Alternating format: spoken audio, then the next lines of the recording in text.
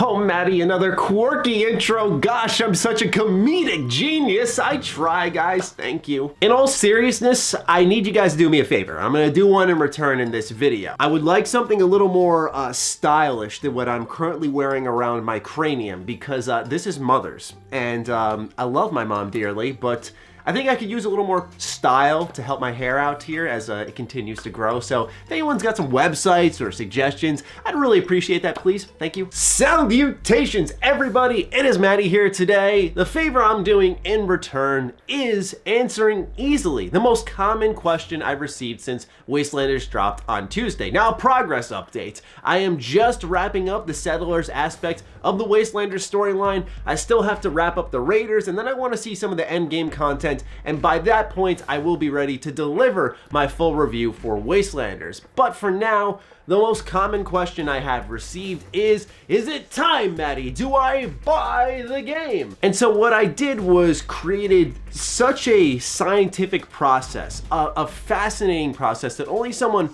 such as myself could come up with, and it really may blow your guys' minds. I'm gonna be honest with you.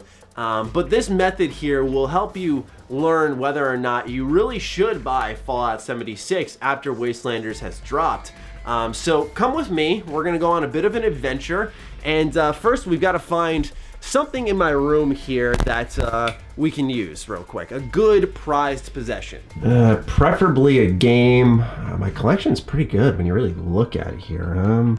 What could I select? You know what, I think the PSP cabinet might be most helpful for us here. Yes, here we are. Perfect. Indiana Jones and the Staff of Kings. This is what we need. All right, as I said, you're coming with me. Come on, let's go. All right, folks, right there, that's Fallout 76, right? And we got to do something about this, right? We need to fix this turd. And so what we've done is we take Wastelanders and you drop it on top of it. What I'm asking you is, do you still want this copy of the game, right? Probably not. You're like, no, that's Indiana Jones covered in dog doo-doo. So that's sort of how I surmise what's happened with Wastelanders. You got this great thing on top of crap. I don't wonder all that often, but if I ever do wonder again why Bethesda's not forking out those press event invites, go ahead and just roll that clip, and I think I'll get the picture. Now that my scientific method is out there, I'm sure a lot of you are in awe, you're processing what just happened, and trust me, I understand. Please do take your time. In the meantime, what I would like to do is elaborate on 76's current situation. I think it's very important to analyze before making a purchasing decision. The current conundrum that Fallout 76 has found itself in is that for the most part, Wastelanders is actually pretty good. It provides a framework that I think a lot of fans can believe in for the future. It manages to blend what Fallout is with some of the role-playing elements, the dialogue, the human NPCs, you know, things we've always come to expect that we couldn't even fathom not being in a Fallout game, with the online nature that Fallout 76 was based in at launch. And it's not perfect by any stretch of the imagination. Yes, Wastelanders does introduce a new set of issues for the game, but none of them are so substantial that it ruins the overall experience like prior patches. Now, because Wastelanders is exciting because it does really answer the bell in a number of ways and address the major needs of Fallout 76, among all that hype, a lot of people really forget that Fallout 76 in its vanilla form still does exist. And so just like I showed in my scientific method, you have Wastelanders lying on top of vanilla Fallout 76. As someone who made sure they stayed on top of it for moments like this where we can really go in depth on a positive note for Fallout 76, I covered every single patch for Fallout 76. I kept track of what happened. I tested every single one. So when Wild Appalachia came out, I was in on every bit of new content. When Nuclear Winter came out, I was on top of that. And as someone who is involved in all of that, maybe not as deep as some of the hardcore 76 fan base, I don't have hundreds of hours in the game by any stretch, but as someone who at least paid attention and played all the new content, sadly I have to say that the best edition Fallout 76 had was Nuclear Winter. And as a Fallout fan, I say that with a lot of disappointment because I don't want my Fallout game's best mode to be the Battle Royale. I don't like that. I'm not comfortable saying that. I feel weird right now. Now with that said, and this number can fluctuate depending on how much endgame content you participate in, if you're factoring in grinding out for plans to acquire, to get some of the better loot that's tucked away inside Wastelanders.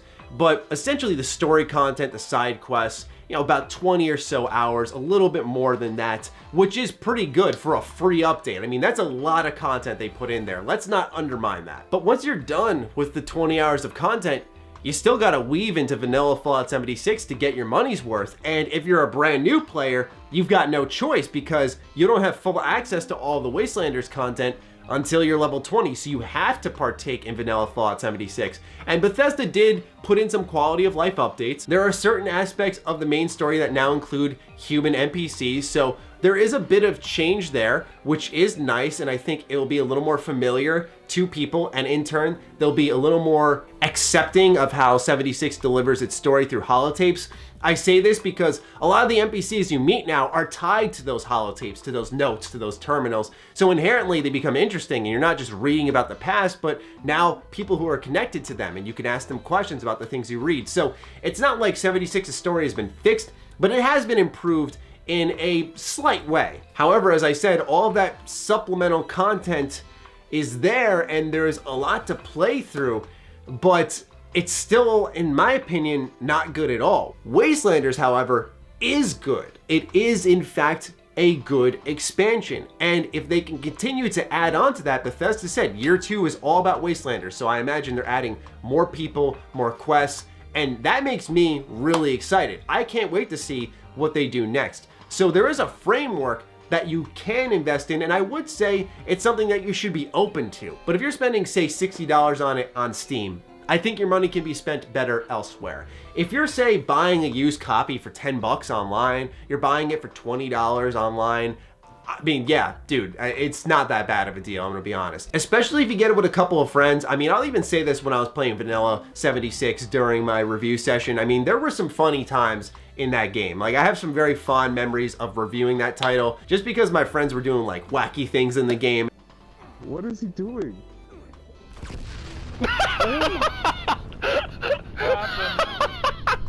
Oh my god. I called it an airstrike on Salt. And if you get creative with it, you know, my friends and I were doing like turn-taking battles in Fallout 76. We were like dueling each other for loot, but you could only have like one action per turn. And it was just kind of neat. Stuff like that just happens in 76. The community is also really nice. I really like the Fallout 76 community. So there is that going for it in the base game, and then you have Wastelanders sitting on top of it.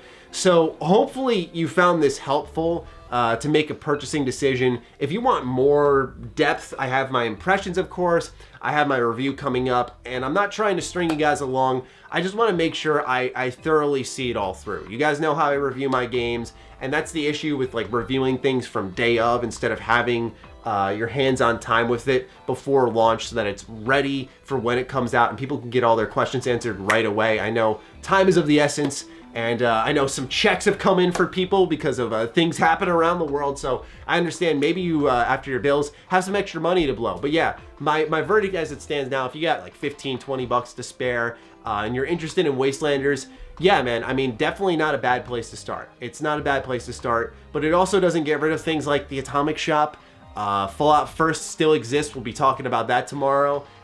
It just is really disappointing in a number of ways, but there's a good framework there that I am currently accepting of, and I'm really looking forward to seeing what they do next with it. That'll be a huge factor as well. I think they really need a roadmap though. If they did a roadmap and I like what I saw there, I'd be like, yeah, go ahead and buy it, because then you know what you're getting down the line. But I understand there's a lot of uncertainty with Bethesda in the world right now, and so I don't blame them for not putting one out, but if they were able to just display what content they're planning, that would be really exciting, and I think it's much needed for the game. All right, I've babbled on long enough. I hope you enjoyed this video, this multi-personality video. You know, we were an idiot in the beginning, but here we are having a serious discussion. I guess, yeah, welcome to my channel, right? It's got its own little personality. I hope you guys enjoyed though. If you have any questions, please do fire away in the comments down below. You know I do try to interact in there as much as possible and try to get to you guys as quickly as possible. So with that said, I leave it in your hands. Fire away. Other than that, follow me on Twitter, follow me on Instagram. Those links are in the description down below, along with my podcast with my girlfriend, BFGFAFK, currently available only on audio platforms. Please check that out. It's a good listen. Big thank you to all the patrons who continue to support this content. We are really close to a record high in patrons. We're nearing that 200, and I am super, super honored about that. Thank you guys so much for supporting what I do here. And we'll talk soon. Stay sexy, stay active. I love you all. Peace.